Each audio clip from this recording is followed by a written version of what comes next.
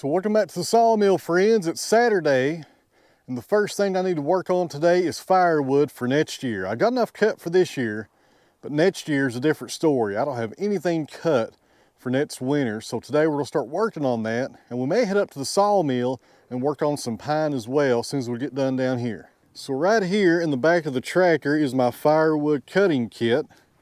This right here is not part of the kit. This is my power unit. It's a Blue Eddy. I use it primarily to keep the GoPro batteries charged when I'm out here doing stuff, and also the battery on my phone. That's an iPhone 14 that has a really good video camera. I use that a lot on these videos. And here is the kit. We got my Husqvarna 372 XP. That's my favorite chainsaw. I got my little tool to adjust the bar. We got some fuel and some bar oil. Got some goggles, a firewood marker that I use right there. When I use this in videos, people lose their minds. They get mad at me for some reason. Then right here in the front, I have something new we're going to try today. This is a firewood marker made by Mingo. I bought this on Amazon. This is not sponsored by them. It's got a little spray can that goes in the middle. I watched a lot of videos on YouTube on the firewood channels, and a lot of guys like this tool. They like it better than the other one that I use, so I bought one, and we'll try it out today and see how it works. So here's the logs we're going to be working on. We're cutting these firewood lengths to 16 inches, but we will not be busting them up today. Just cutting the rounds to length. Right there is a red oak that has a lot of issues going on with it. That would not be a good saw log. Then over here, we got some poplar, actually two poplar, and some more red oak, and a nasty pin oak right here at the back. And these logs, friends, are low grade. They're very odd length. Some of them are 6-footers, and they would not make good sawmill logs at all. I mean, check out the sweep in this red oak right here as it goes down. You can see right there, it's like a banana. Then it's got some just terribly large knots all over it. Not good for sawmilling, but good for firewood. And if you're wondering why I'm not going to get the log splitter out today and go ahead and bust these down, the reason is next week we got something coming, guys, that's going to make firewood here a whole lot easier. Probably Monday or Tuesday it will be here. Wednesday at the latest. You guys will like it though, trust me.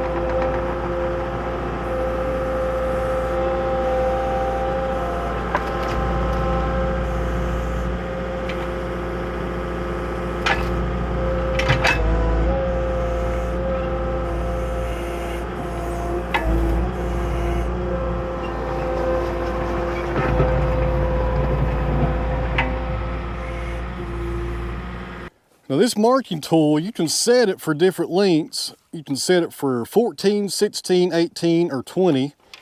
I got it set for 16 inches because that's what my Firebox calls for. And I think I got it ready to go right there. Let me see. Right there, okay. We'll roll it down toward you guys. We'll see how it works. I think this will be good for a straight log, but if you had a log that was crooked, probably not.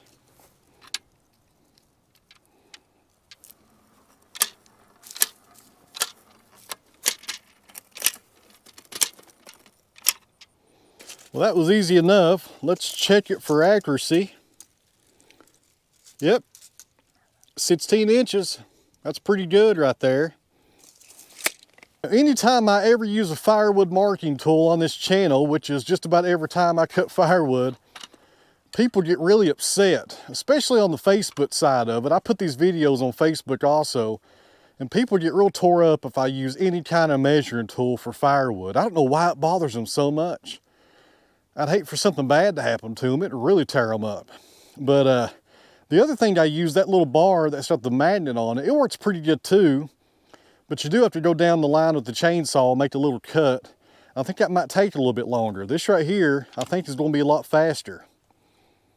I like it so far. If you're interested in this, I make nothing off this, guys. There's a link down below to Amazon. That's where I bought it at. I think this will be my new tool for cutting firewood. And another comment I meant to mention to you guys. On Facebook, some guy said if you can't cut it to length by eye, you shouldn't be cutting it. So that guy is evidently perfect. He must have perfect size firewood blocks without even measuring it. Good for him. I probably could get it pretty close if I did it by eye, but it wouldn't be perfect. Not that this is perfect, but it wouldn't be within a 1/2 inch tolerance, which is what I would want on firewood, because my firebox calls for a specific size. And if I cut this 17 or 18 inches, it probably won't fit. So you want to get the right length for your firewood. And if you're in the business of selling firewood, which I'm not yet, I may be though here pretty soon. You guys will see that next week. If I do get in the business of selling firewood, I would use this every time, or some kind of marker, because if you're selling firewood to a customer and they want 20 inch logs or firewood or 24 inch, you better give them what they're paying for. You know, you don't want to bring over 28 inches if they need 24. That customer probably wouldn't call you again. So these little jeds work out. And the pioneers 50 years ago, they'd be using this stuff, guys. I hear that all the time. The pioneers would have done it this way. The pioneers would have killed to have had this machine right here, this grapple, and this marking tool. You think they wouldn't have used it? Of course they would have. I don't know why people get so upset. Go over here and grab the chainsaw, my goggles, and my hearing protection.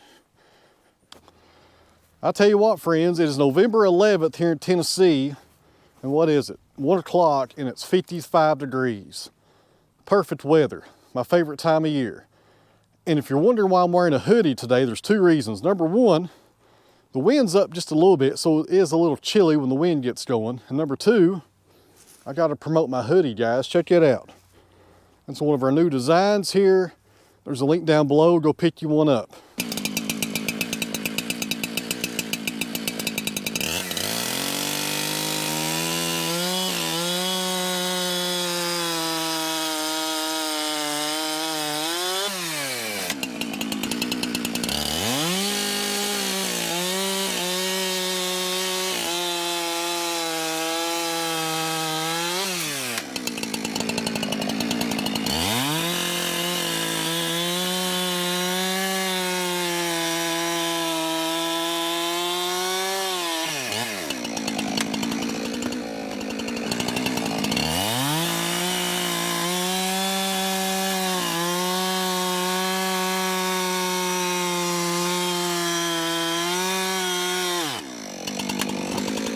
Go ahead and get the next one ready.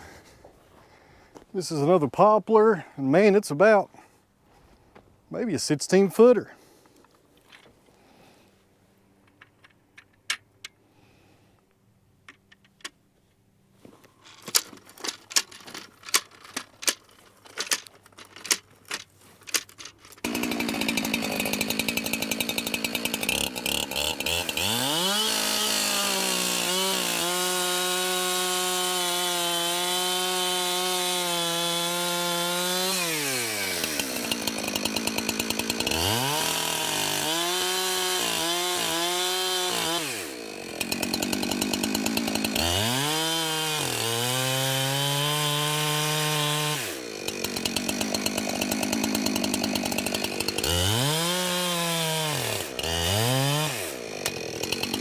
All right, guys, small change of plans. While I was cutting that last round, Mr. Cotto let me know that he needs to burn off some soot. And if you're not familiar with that term, all these new modern day diesel engines, I think just about every one of them that's more than 25 horsepower, has a reject mode on them to clean out the soot when it builds up in the exhaust. And if you want to know more about that, Google it, because I'm not the guy to explain that process to you. I know a little bit of it, I know how it works, but not enough to really get on here and educate you guys. So when it does do that, you have to speed up the engine or raise up the RPMs rather. That sounds a whole lot better. See, I don't know what I'm talking about. You want to raise up the RPMs and put the machine under load so it can burn off that soot in the exhaust. And sitting here cutting firewood ain't going to do that. So we're going to stop cutting firewood for about 20 minutes. That's usually how long it takes. and go back here and sort some logs out, because that needs to be done anyways, and that will take care of the regent hopefully. All right guys, before we do that, I was sitting here pouring myself some coffee, and I thought I'd give you guys some advice out there with diesel engines, because I do know a little bit about them. If you have a modern day diesel engine, I don't know when they start doing this regent stuff. I have no idea. I know the older machines don't have it, but if you have a newer diesel engine on your machine and it calls for regent, don't ignore that. I know guys that hit the bypass button. A lot of machines you can bypass it, and sooner or later it's going to cause you a lot of trouble. It's just like going to the dentist. So my dentist office has a sign over the chair. It says, "You can see me now or see me later. You decide." And that's the same thing with this regent, guys. You can do it now or do it later, but you're going to do it. You're not going to get around it. I know some people will delete the regent system, or get rid of it, I guess is the better term. And you do what you want to do with your equipment. That does cancel the warranty. And I do know in this town, if you have, let's say, a Kubota tractor and you cancel the regent on that Kubota tractor and you take it to the dealer, they won't work on it, because they'll get fined if they do work on it, and I think they turn you in.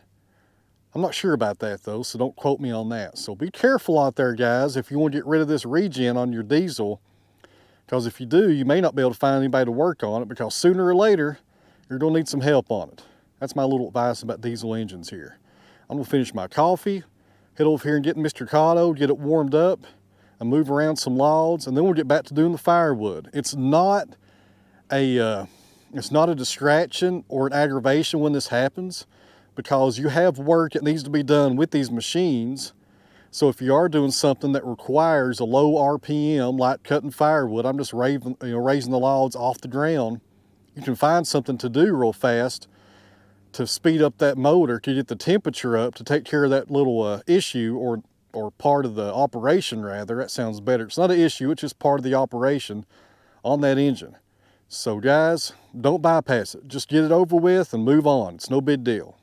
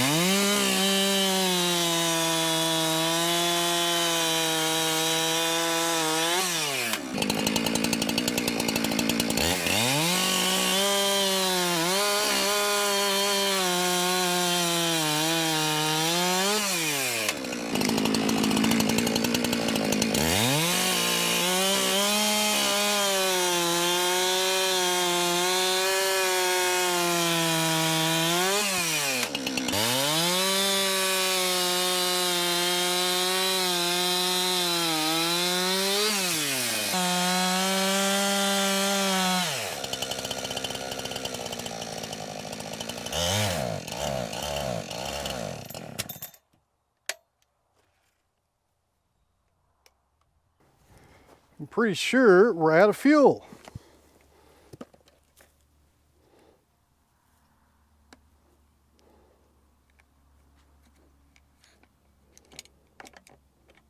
Yep, bone dry.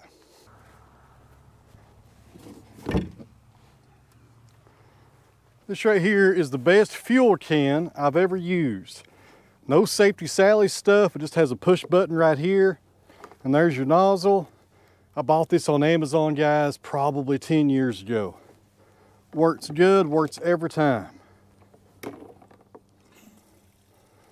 This is not sponsored. I'm just showing you guys what I use every day. And this thing is actually called a Sure-Can. I wish they would sponsor me. I could use about 2 or 3 of these. What I like best about it, no Safety Sally stuff. You just push a button and out comes the fuel.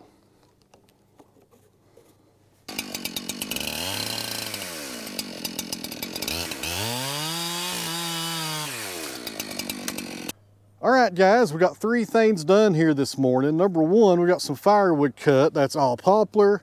I do have some more oak over here to work on, but I'm not going to bore you guys to death with just watching the chainsaw run back and forth. And next week, when that new machine gets here, we will process that into firewood. The second thing we got done is Mr. Cotto got a regent done, so he is cleaned out and ready for use. And number 3, we got that poplar over there sorted out. Now, before we head up to the sawmill, I need to go to the chicken house and take a few measurements.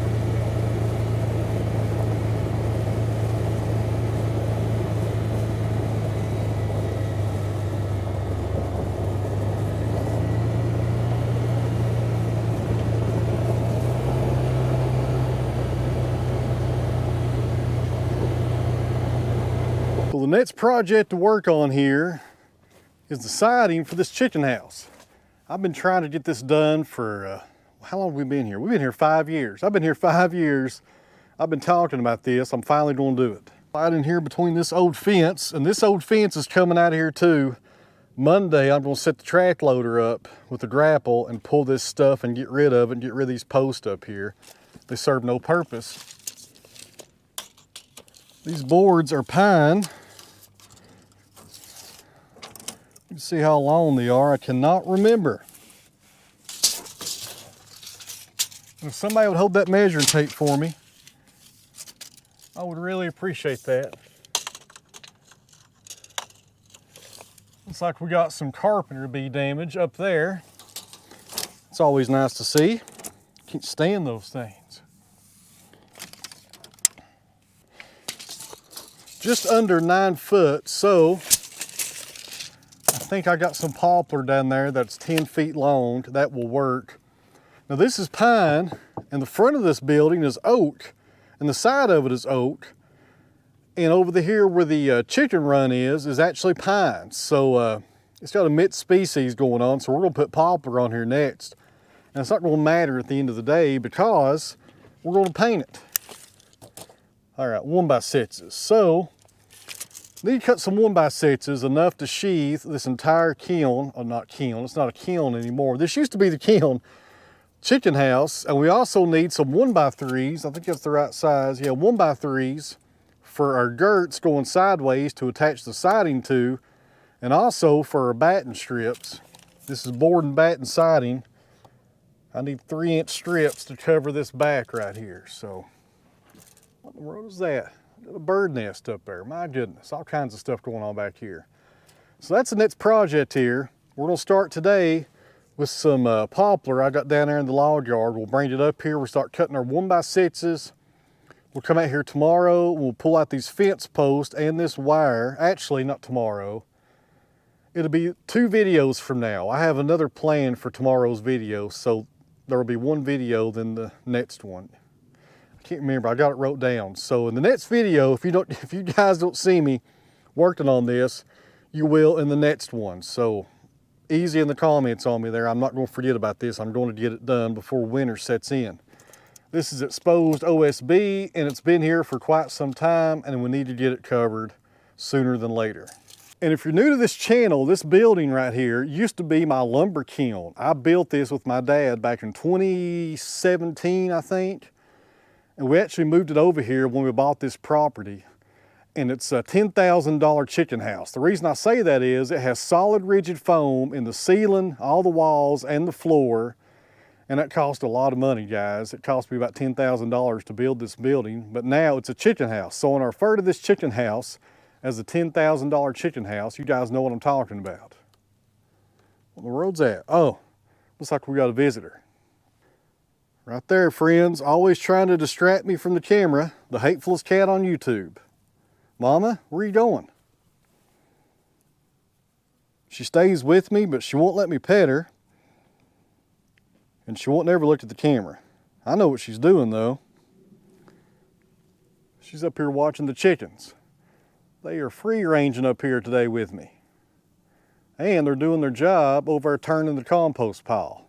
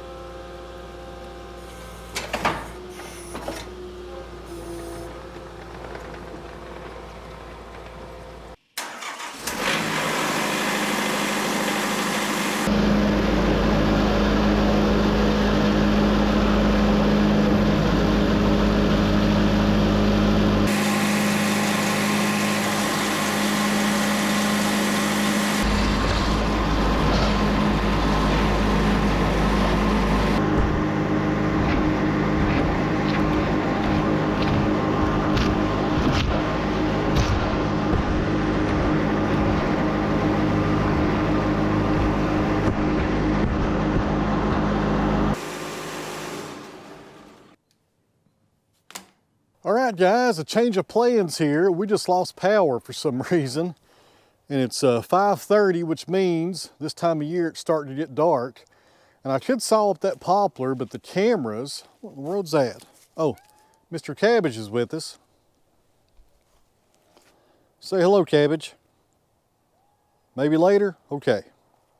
So like I was saying, this time of year it gets dark early. I could probably go in there and saw up that log and be okay, but it's going to be really dark in about 30 minutes.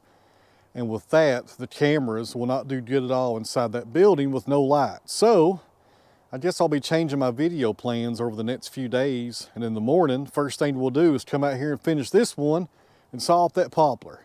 This may seem like just a few seconds to you, but to me, it's about 12 hours. I'll be right back.